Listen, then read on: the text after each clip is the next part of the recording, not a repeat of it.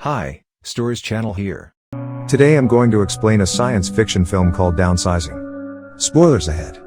Watch out and take care. The movie begins in Attribution Institute, Norway. A group of scientists are researching a procedure of some sort. We see Dr. Jürgen and his colleague, Andreas, excitedly talk about an experiment that has been successful. The two hug in excitement. Cut to 5 years later. Andreas is presenting their study to an auditorium full of people in a convention center in Italy. He has a box with himself that he carefully sits on the podium. He then gives the audience a speech about the negative effects of global warming and scarcity of food and water it causes. He goes on to explain that their project will not just reduce global warming, but also solve the problem of scarcity of natural supplies.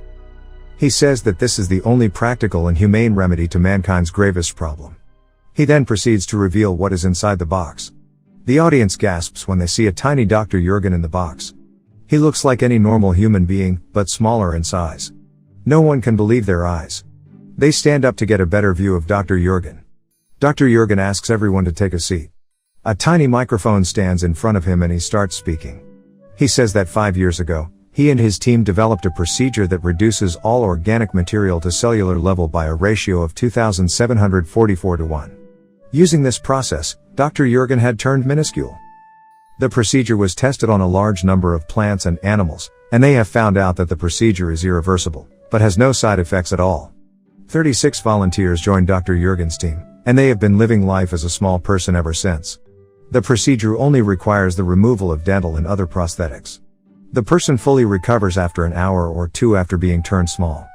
They then bring out the 36 volunteers of the project, who are now small people. They have lived in the world's first small colony for the past 4 years.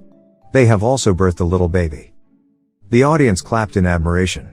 This is the biggest discovery in history. The concept of downsizing is now introduced.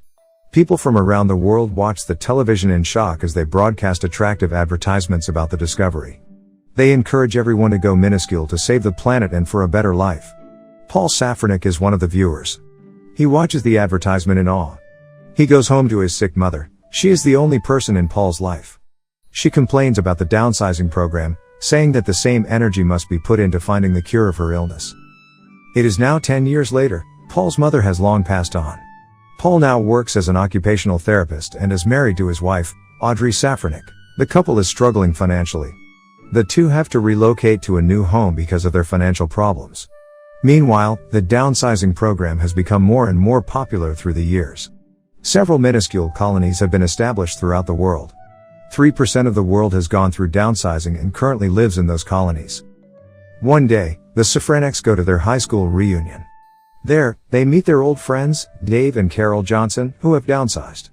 After the reunion, they gather at a friend's house where the Johnsons boast about it being the best decision they have ever made in their life. They now live in a minuscule colony in New Mexico called the Leisure Land.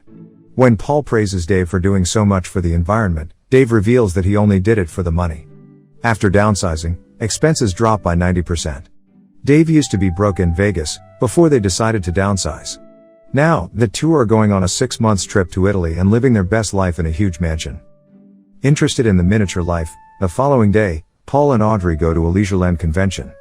There, a downsized man explains to them the benefits of being downsized. He shows them the house of his dreams right in front of him. The miniature house opens to reveal a luxurious interior. A woman is inside the house who boasts about her diamond jewelry that cost her only $83. Paul and Audrey are fascinated by the luxurious life of the miniatures. They then go to a viewing area, where they look over the Leisureland. The colony is covered with nets to keep away mosquitoes and harmful UV rays. The couple watch in awe and decide that they too will downsize. They meet an agent who tells them that in Leisureland, their $152,000 is $12 million to live on. Paul and Audrey are stunned. Later, we see them selling their belongings in a yard sale so that they can sell everything and live as miniatures. Later that day, they meet at a pub where their friends and family wish them goodbye. Later that night, the two keep their rings in a box to be brought to their miniature house when they relocate. The following day, they drive to the Leisureland convention where they will undergo downsizing. However, Audrey seems to be doubtful of the decision. The two are separated in the waiting room. Paul is taken for the procedure before Audrey. They are told that they will meet after the procedure, when they are already downsized. At the beginning of the procedure, they shave Paul's head and eyebrows off as those cannot be downsized. Then they change him into hospital gowns, and sedate him to trim all the hair on his body. They do the same to several other men beside Paul. Since downsizing cannot be performed with dental prosthetics, they perform a dental surgery on everyone and remove the prosthetic teeth. They are then taken to the incubation hall where the downsizers are kept naked. The doors to the hall close. After some time, it opens and we see everyone inside has been downsized. Now, they are scooped up gently with a spatula and put into miniature beds. Then, they are handed down to small nurses from the Leisureland. Their dental prosthetics are put back into their cavity. Finally, the procedure is done and the newly downsized people are sent to rest. When Paul wakes up, he is alone in the waiting room. A nurse greets him. She also gives him a huge cracker as a gift. He asks for Audrey's whereabouts, so the nurse goes to look for her. She comes in with a phone some time later. Audrey speaks from the other end. She frantically tells Paul that they shaved her head and eyebrows. Then we see a bald Audrey with only one eyebrow at the airport. Paul is shocked as it turns out that Audrey ran away as they started shaving her eyebrows. She has decided to not downsize at the very last moment. The two yell at each other through the phone. Paul is now alone in the new city of miniatures. He is guided to his luxury mansion, but he now has to live there alone. It is now a year later. Paul has divorced Audrey and settled into a new apartment.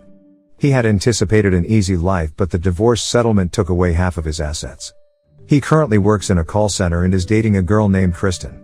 One night, they are in Paul's room having dinner when Paul's upstairs neighbor, Dusan, comes in to inform him that he is holding a party.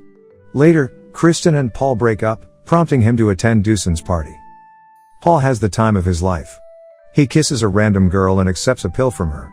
The drug starts to take Paul over, and he enjoys himself the whole night. The following morning, he wakes up under a table at Dusan's apartment.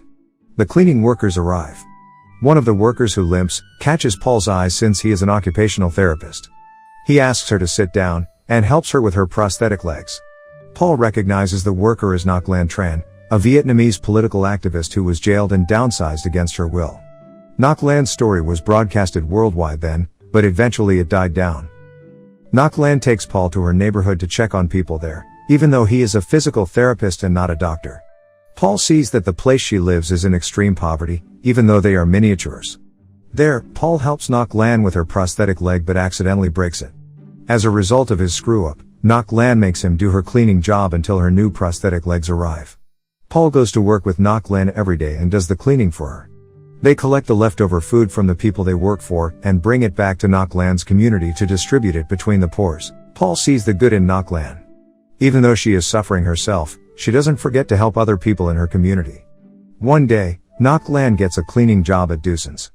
Dusan is surprised to see Paul working as a cleaner, and makes fun of him. Paul informs him that he has to do this for next 6 weeks to a month. Seeing his friend suffer, Dusan decides to help him.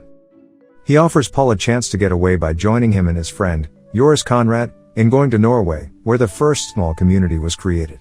However, Ngoc Lan insists that she wants to go too, because she was called by the doctor who started this all, Dr. Jurgen. The doctor too lives in the same colony, and wanted to meet Ngoc Lan because of her heroic protests in Vietnam. The boys almost do not believe her, but they eventually leave for Norway. Cut to a few days later, all of them are traveling in a fjord in Dusan's yacht.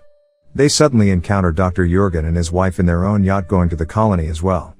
Ngoc Lan finally meets Dr. Jurgen, who apologizes to her because his procedure was used wrongfully on her. There, the group is informed about the methane release in Antarctica that will increase global warming by a vast percentage. This cannot be stopped, and because of mass overpopulation, the human race will eventually become extinct in 100 years. The downsizing was made to reduce the possibility to some extent, but only 3% of the whole world is downsized. Dr. Jurgen is devastated that his creation was too late to save the world. The damage is irreversible. Later, Ngoc Lan and Paul are together in her cabin. Paul checks her legs. One thing leads to another, and they end up having sex. The following morning, they finally reach the first colony. It is a tiny village where people live in harmony. They are welcomed wholeheartedly. There, the villagers have created a large vault inside a mountain to insulate the colony and preserve humanity in the event of an extinction. The whole village, along with Dr. Jurgen and his wife, plan to go inside the vault the following day. Inspired by Dr. Jurgen's words, Paul too wants to go with the colony. He feels as though he was brought there for a reason. So, when Knock asks him to come back with her, he denies. Deucin and Yoris too are returning back to their home. It is now the following day, a few hours before everyone migrates to the vault. Knock asks Paul if he had sex with her because he pities her. Paul replies that he really cares about her, but the vault gives his life a purpose. The time finally comes, Paul says his farewell and goes into the vault while the other three stand outside. However, Paul changes his mind midway, he likes Knock too much to leave for the vault. He comes back and hugs her. Soon, the vault's door closes forever. The four of them return to Leisureland. Back there, Knock and Paul live their lives together while helping the people of Knock's community, living in slums. Subscribe for more videos like this, turn on notifications, and leave a like to help the channel out. Thank you for watching.